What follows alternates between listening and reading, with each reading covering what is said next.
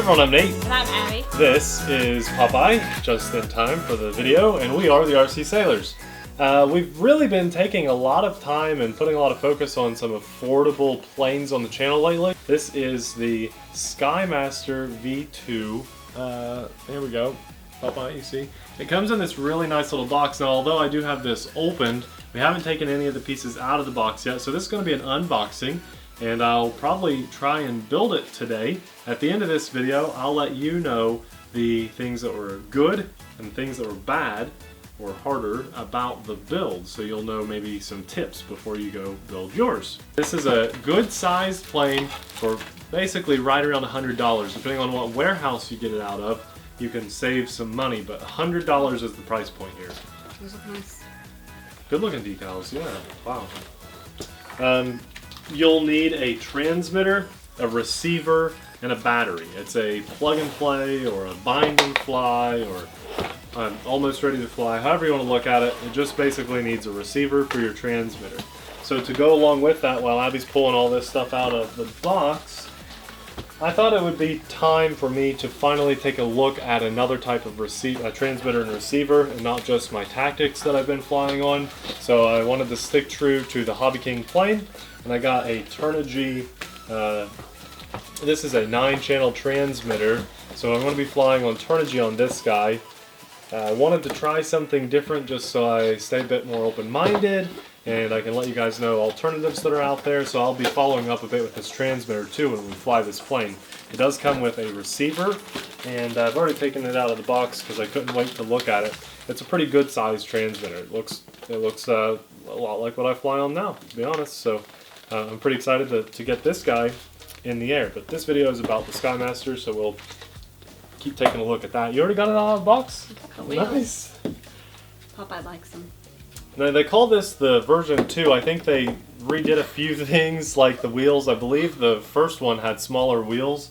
These are kind of like a bush plane style wheels. In other words, it's going to be easier to do grass landings and takeoffs, and those are really nice, good sized wheels. The wingspan is a 1,005 millimeter wingspan, so that's pretty good size. I think it's something like 4 feet. Oh wow. Yeah. This is a balsa and plywood build with a skin already attached on it, and it looks like there's a 30 amp ESC in there. It's a SkyMaster 30 amp ESC. All of your servos are pre-installed, but I will need to put servo horns and push rods in here. No, the push rods are already in. Oh, no. The tubes for the push rods are in, but the rods themselves are not. So hopefully they do come with that. It does come with it. I've got a knife if you need it. Oh, nice. He's just staring off into space. I'm ready. I'm go get me that wheel I dropped. This will be your first balsa plane, won't it? That's pretty scary. Yeah, I actually think that if you fly balsa the right way, it can be more durable than foam. Now, the crash will be less forgiving, but you're not going to crash, are you? I like that. There's just something about balsa and plywood and just having that skin, the foam over it. It's just a lot nicer than foam. Keep in mind, this is $100, so it's competitively priced with similar sized foam planes, but you're getting the nice quality balsa plane here. And this is nice for a balsa plane. Held on with magnets and 2 tabs on the front, and then you have access to your battery in there. I think we're going to fly on something like 800 to 1300 milliamps. It's a 1200 kV brushless outrunner motor, so it's going to be a slow flyer. That doesn't mean it won't have power. It should have enough pull with a nice prop, but it is a nice slow flyer, so this should be really good for you, Abby. A servo, right? Mm-hmm. I wonder what that's for, because there's just one in there. Velcro, a piece of wood, and a screw thingy. Okay. A piece of wood. Gears and screws and holes and such. That wing. Jeez. A prop. It's screws, push rods, servo horns. Dissecting tools. That might be landing gear. I would say landing gear. Let's see what prop it comes. Oh, okay. See how the shape of the prop isn't very straight? It's got this nice curve to it. That's going to be a nice slow flying, slow spinning and some other stuff. This stuff. We have a nylon screw to hold the wing on, a few pieces of wood, Velcro, and you know what that is? These rubber bands That was stuff. are going to hold the prop on to the front of the plane. So the prop's going to be, you can take that off really easily for transportation. And these are nice because if you hit the ground with your prop, it's going to be more forgiving because it's held on with rubber bands. Super cool. I am going to attempt to put this together now, and I'll be back if and when it's together to let you know if it was easy or difficult. And if there were difficulties, I'll let you know what they were. You guys are catching me just putting the last piece together. I mean, really, I sat down to put this together. Abby said, hey, are you about done? I said, I'm on the last piece. It is another day. We have different clothes on. Maybe. It's another day. I might have put the same clothes on. It might be the same shirt. I don't know. It's been a lazy day because it's raining. So it's been a good day for us to put some things together.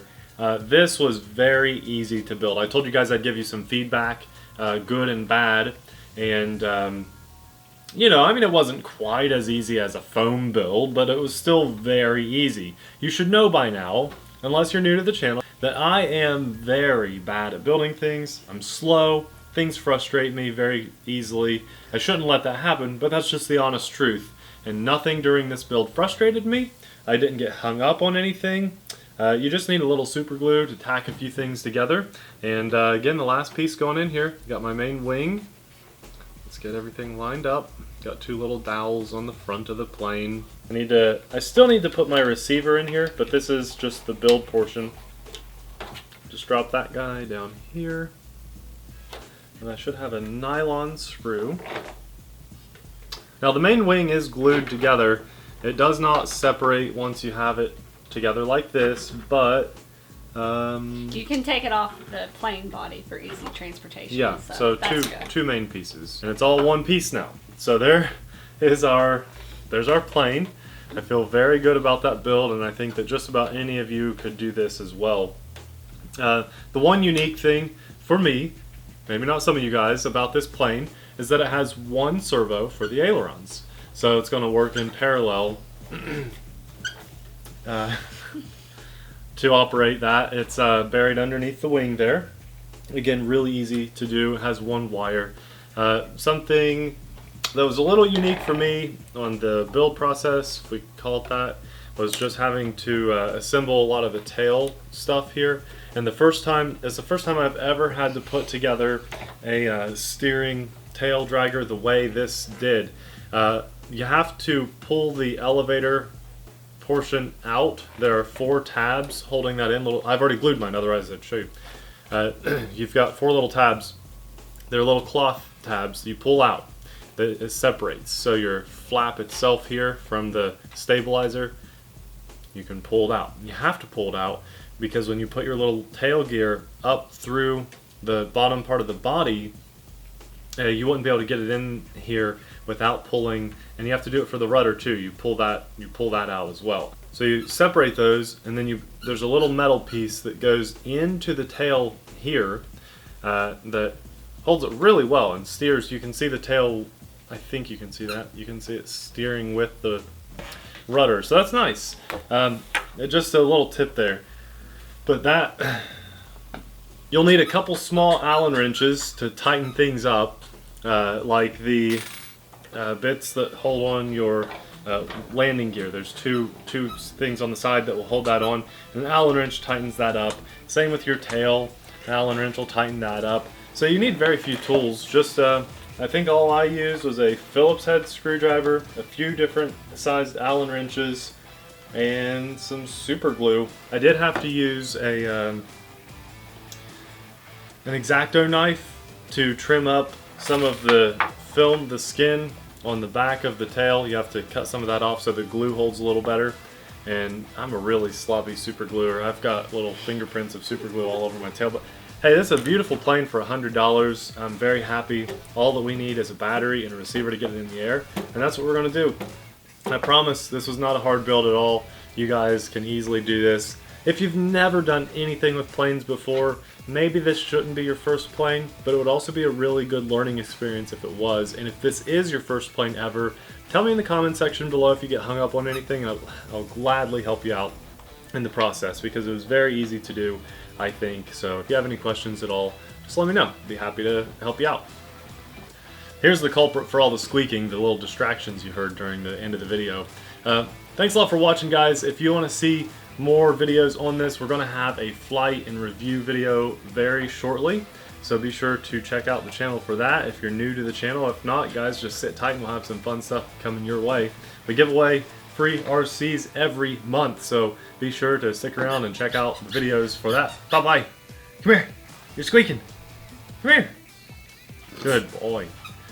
Thanks a lot for watching, guys. We'll see you in the next video. Bye. Bye. One last thing. There it is with the decals. I'll show you the top of the wing. I think that just looks pretty good. Worth showing you. So, in case you wanted a shot without the decals and then with, there it is. See you in the next video.